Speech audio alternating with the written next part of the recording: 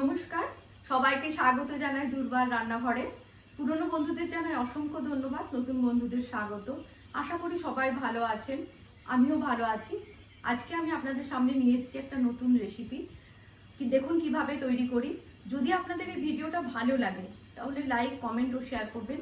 নতুন নতুন নোটিফিকেশনের জন্য অতি অবশ্যই সাবস্ক্রাইব করবেন। সবাই ভালো থাকবেন, সুস্থ থাকবেন।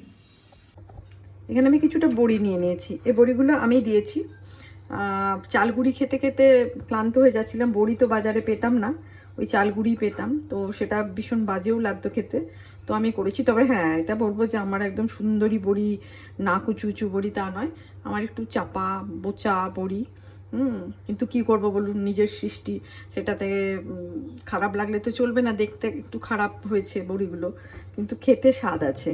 তো আমি বড়িগুলোকে মানে নিজে হাতে তৈরি জিনিস তো তো অবশ্যই আমার নিজের তো ভালো লাগবে, কিন্তু বড়ি না কুচু উঁচু সুন্দরী বড়ি আমার হয়নি। তো এই বড়িটাকে আমি নিয়েছি একটা প্রিপারেশন করার জন্য। গ্যাস অন করে দিলাম, একটু মিডিয়ামে করলাম ফ্লেমটা। এখন কড়াইয়ে তেল দিয়ে দিলাম।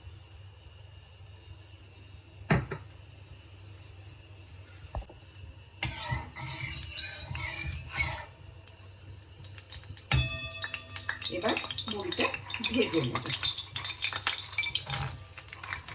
ভালো করে।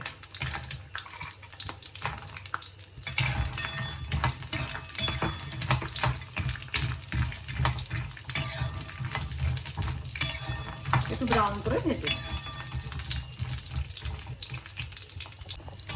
এই রান্নাটা আমার মা খুব করতো, গ্রীষ্মকালে করতো, এবং কিছু না থাকলে একটা বড়ি দিয়ে একটা প্রিপারেশন করতো, এটা মানে খেতে খুবই ভালো লাগতো। আমিও করি, আমারও ভীষণ ভালো লাগে খেতে। বড়িটা ভাজা হয়ে গেছে, আমি তুলে দেবো বড়িটা।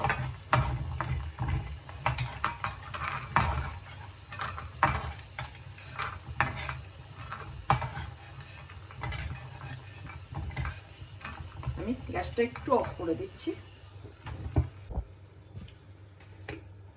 এখানে আমি নেব হলুদ, পরিমাণ মতো হলুদ নিচ্ছি, 1/4 চামচ, অল্প। আর নিচ্ছি লঙ্কা, কাশ্মীরি লঙ্কার গুঁড়ো দিচ্ছি, এটা রং হওয়ার জন্য দিচ্ছি অল্প। আর দিয়ে দেবো এর মধ্যে একটু নুন, এর মধ্যে দিয়ে দেবো নুন।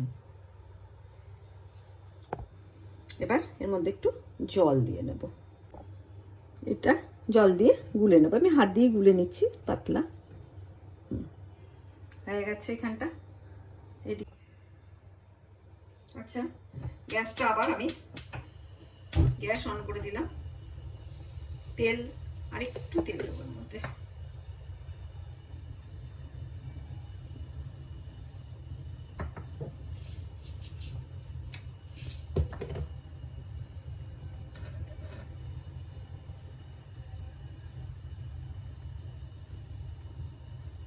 তেল গরম হয়ে গেছে, এবার এর মধ্যে দিয়ে দেবো কালো জিরে কিছুটা পরিমাণ, আর দেবো কাঁচা লঙ্কা, 4টে কাঁচা লঙ্কা। যে যেমন ঝাল খেতে ভালোবাসে সেরকম দেবেন। এবার এর মধ্যে দিয়ে দেবো হলুদ আর লঙ্কা মশলা।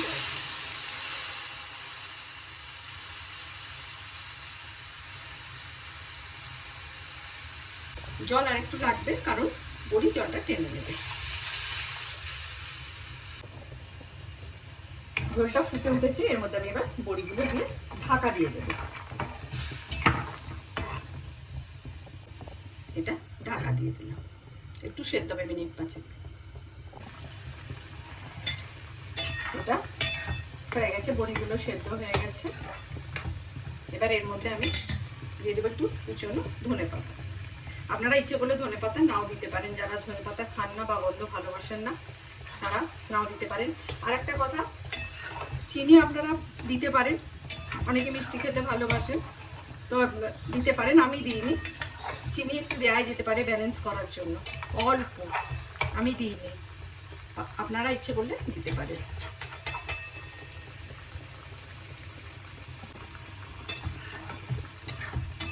হয়ে গেল বড়ির একটা পাতলা ঝোল।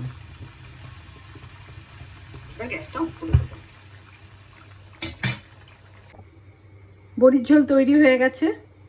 আপনারা সবাই একবার করে দেখবেন, ভালো লাগবে খেতে।